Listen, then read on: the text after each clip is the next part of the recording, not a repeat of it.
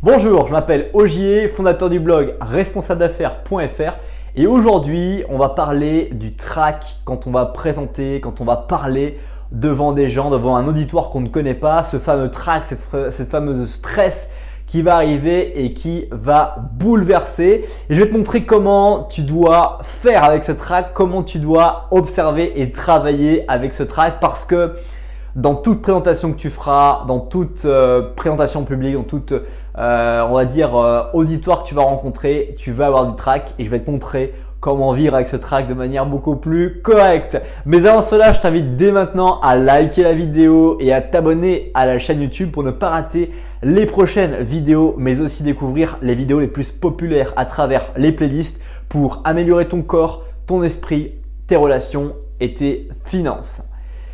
Le trac est un truc que nous connaissons tous. Aussi loin que je m'en souvienne, à chaque combat que je réalisais pour boxer, pour défendre un titre, pour aller faire une compétition, je ressentais le trac d'une manière toujours différente. Et à chaque fois, je me posais la question, est-ce que je suis au top? Est-ce que je suis au top pour pouvoir commencer cette compétition qui va démarrer dans une heure, dans un jour, dans un mois, dans un an? Et toujours, j'avais une incertitude. Jamais j'étais sûr de pouvoir monter sur le ring en étant la meilleure version de moi-même, en étant sûr que je pouvais gagner et en étant sûr que j'avais fait plus d'efforts, plus de travail et que j'étais plus prêt que la personne qui allait être en face de moi. Et aujourd'hui que je présente beaucoup de choses, que j'ai plus ou moins arrêté la compétition sportive de haut niveau, je me rends compte que toujours je possède le trac dans des situations dans lesquelles je ressens de l'enjeu. Et même quand l'enjeu est diminué, j'ai quand même à un moment donné du trac et je dois faire avec. Et l'avantage, c'est que maintenant, avec la boxe que j'ai menée, j'ai découvert et observé de nombreuses fois comment le trac se manifestait chez moi et comment aujourd'hui je devais le faire. Alors, première chose que je vais partager avec toi dans cette vidéo, c'est comment se manifeste ton trac. Il y a des personnes qui vont avoir la tête qui tremble, la tête qui tourne, d'autres qui vont avoir les aisselles qui vont commencer à énormément transpirer, d'autres qui vont avoir comme moi de l'influx nerveux dans les jambes en sentant une énergie puissante dans les jambes qui fait que d'un coup ils ont envie de frapper, qui peuvent frapper très fort, qui peuvent vraiment se battre très fort, une énergie physique extraordinaire, mais en même temps voilà ce stress. Du coup la manifestation du stress est la première chose à observer. Dans les situations de stress que tu as vécues, comment s'est manifesté ton stress? Est-ce que tu avais envie d'aller aux toilettes? Est-ce que tu avais la vision qui se réduisait? Bref, toute la manifestation du stress est un bon indicateur parce qu'elle te permet de te dire je suis en train de stresser et c'est bien.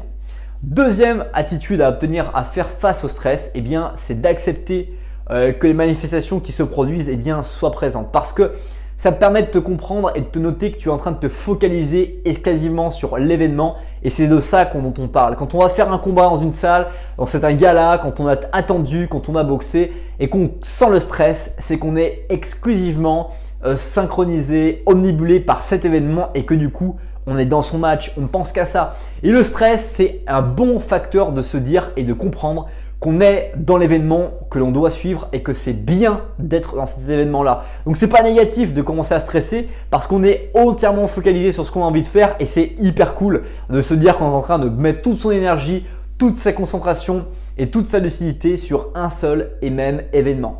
Troisième attitude à avoir par rapport au stress, eh bien, c'est de lâcher ce stress en énergie positive. C'est-à-dire se dire toute cette énergie, je suis concentré, je suis là pour ça, je sens que j'ai travaillé pour ça, je suis prêt et du coup je vais donner cette énergie et la libération du stress va être une énergie que l'auditoire, que le public va adorer. Quand je boxais et que ce stress commençait à lâcher, que chacun de mes coups commençait à toucher, je sentais que je commençais à être vraiment moi-même et que je trouvais ce moi-même que je voulais avoir au moment clé dans lequel j'étais. Et du coup tout ce travail, toute cette rétention d'énergie, toute cette préparation d'énergie que j'avais avant le combat, et ben d'un coup quand je libérais au combat, c'était absolument génial. Et quand je libère devant un auditoire, quand je commence à parler avec des gens, quand je commence à aller me vendre, quand je commence à aller vendre des projets à mes clients et que je sens cette énergie, ce stress et que d'un coup je suis dedans et que je sens que je libère mon énergie, et ben là je sais que je suis en train de marquer un maximum de points. Donc en clair, le message de cette vidéo, c'est qu'il faut accepter ce stress-là et l'utiliser à ton avantage, le manifester. Et j'espère t'avoir convaincu d'écouter ton stress, le noter et de t'en servir à ton avantage pour avancer dans toutes les formes de progression que tu dois réaliser dans ta vie. C'est déjà la fin de cette vidéo. Si tu l'as appréciée, comme d'habitude, je donne ton feedback, like cette vidéo, partage-la ou laisse-moi un commentaire. dès maintenant. Et aussi, je t'invite dès maintenant à découvrir la vidéo qui s'affiche juste là pour aller plus loin et qu'on continue à faire plus ample connaissance tous les deux. Passe une bonne suite de journée. Merci du temps que tu as consacré à cette nouvelle vidéo et je te dis à bientôt pour une prochaine vidéo. Bye bye.